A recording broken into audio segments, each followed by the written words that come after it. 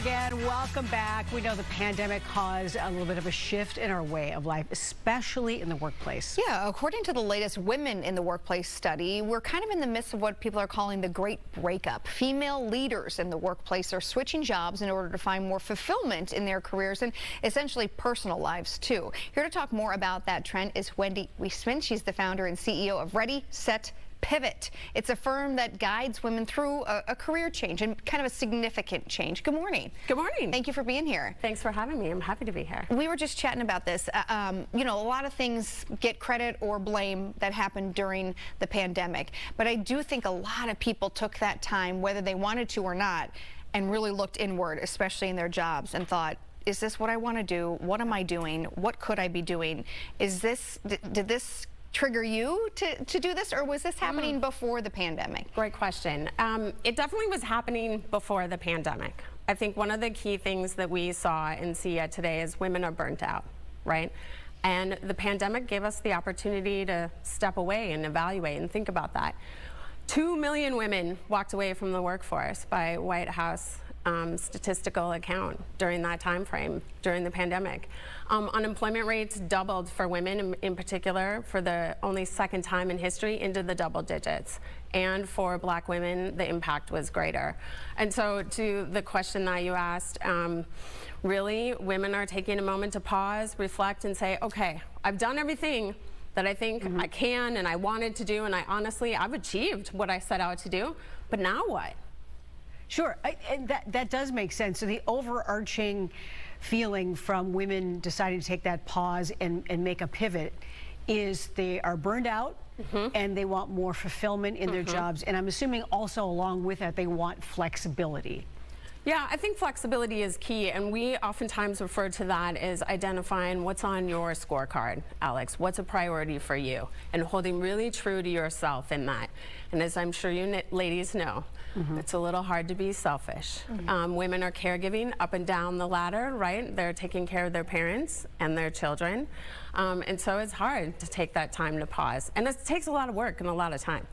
I think you talked about people are burnt out, specifically women, and I think each generation obviously has their thing. And I think probably this generation right now, probably the women who are coming to you, had been told that you could do it all. You could have the family, you could have the kids, you could also have that thriving career. That's hard, and you're supposed to be doing both of those things at 155% every day. What age group are you seeing coming to you saying, I need some help here? Yeah. We definitely serve an over 40 population. I often like to say we have a few very enlightened 30-year-olds who are like, I really want to work on what it is I value going forward. But 40 plus, a little bit of this is surely midlife, but the other part of it that we like to talk about is the DNA of an achiever, of an RSPer, of someone who really wants to achieve again. They are not done, so they are not so tired that they're done. They're actually ready for more, but they don't know what they want to do, and they don't know where to start. I think that is a feeling for so many women that, well, how do they do this?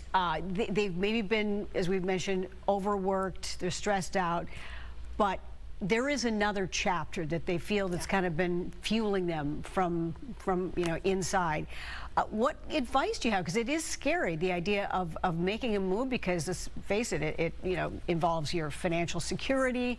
What would you say is some of the most important tips that you can offer to women who are in their heads, they haven't made that transition yet?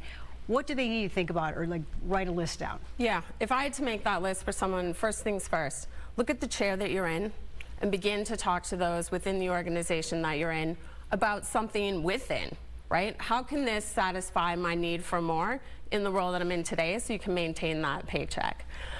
Then network outside of that organization, right? This is all about networking and discovery. Many women who've been in their careers 15 to 20 years haven't looked beyond those four walls. And those are the people that they know.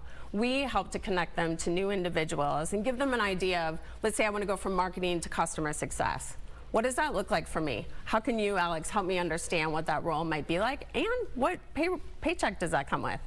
Obviously, each person is different, and you said you have a play card, and okay, what's important to you? What's your order? How is this different than? And this is but how is this different than like a headhunter? Yeah, it's a great question. We also get asked, how's it different than a life coach or an executive coach?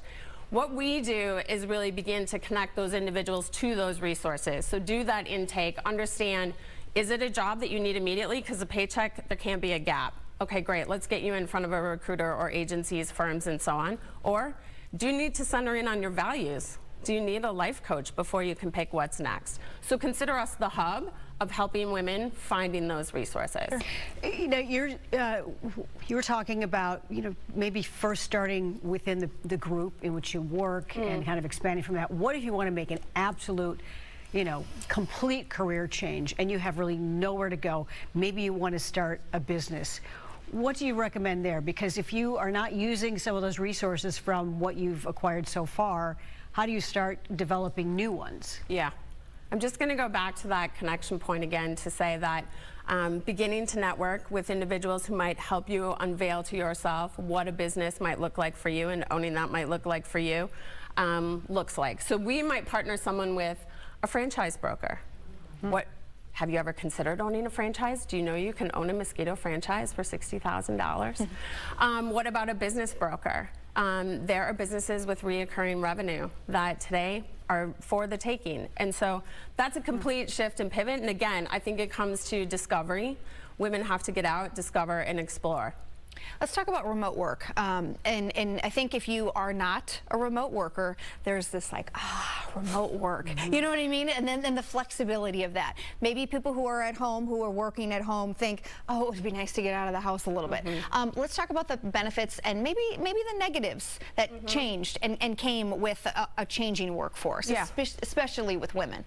Yeah, especially with women, the negatives are they were playing the teacher, the caretaker. And I think some of that is a hangover into the world that we're in now. So remote work surely has its flexibility benefits, but at the same time, it taxes women.